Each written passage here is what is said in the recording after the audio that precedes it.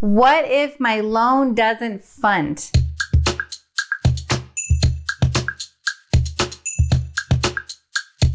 Hi, I'm Amber Coleman with Guild Mortgage, and yes, let's get into this. And here I want to give you guys kind of a personal experience that happened to me, just something to watch out for. So a lot of times you'll sign the paperwork and you think I'm all done, and then something happens on the back end. So I was closing a loan for, we're going to just call his name Bob, not his real name. I'm just throwing a name out there. So I was closing a loan for a guy named Bob, right? And we get to the very end of the process. He goes to the title company. He signs his paperwork. As the lender, we even funded the loan. But what happens after funding is you also have to record.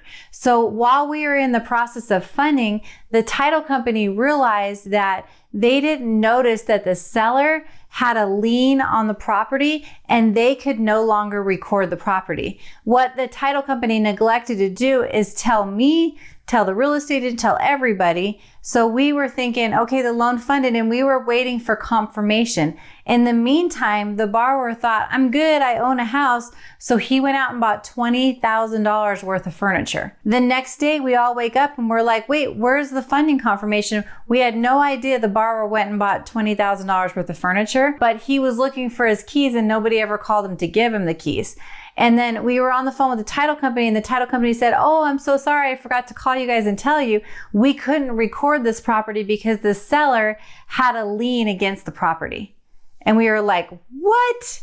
So it was one of those crazy things that happened, but a good reason as to tell people, don't do anything until your loan funds and records. So in this particular case, we had to pull back our funds and hold tight and wait for the seller to take care of whatever problem that they had that caused the lien to happen, which, to be honest with you, took a couple weeks because it was a very big lien that got put on his house before selling. And obviously to sell it, he would have had to clear his title, which means that lien would have had to been paid off and come out of his proceeds as the seller. So it was worth him fighting. So in the meantime, we were waiting for all this to happen. We didn't realize that the borrower went out and bought furniture. When you're buying furniture and stuff like that and you put it on credit, as the lender, we're always going to do what's called a pre-closed credit report, which means that we can see if you've bought anything.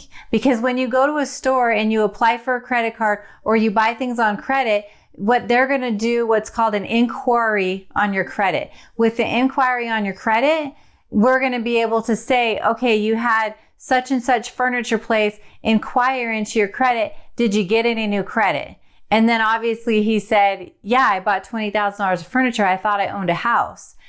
At that point, we couldn't debt ratio anymore because he had a new $20,000 debt that we had to add on to his loan. And because he has a monthly payment on it, so we had to add that to his debt ratio, and he no longer qualified for the loan.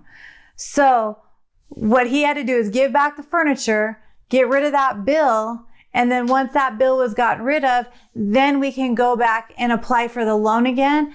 And the seller had to clear up their part too. So what looked like it was, yay, we funded and we're about to record, turned into a disaster. So mental note and lesson learned here is, don't buy anything. Don't charge anything to your credit card. Don't change anything financially on your file until not only until after you fund, but also until after you record. So until the county records show your name as the owner of the house, you are under tight scrutiny to be able to look at everything. Anyway, I hope this video was informative for you. I'm going to leave all my information on the screen. If you want me to look at your loan individually and get you qualified, I'm happy to do that. I'm happy to answer any questions for you. Also, if you like this video, I would love it if you liked and subscribed, and I hope you have a great day.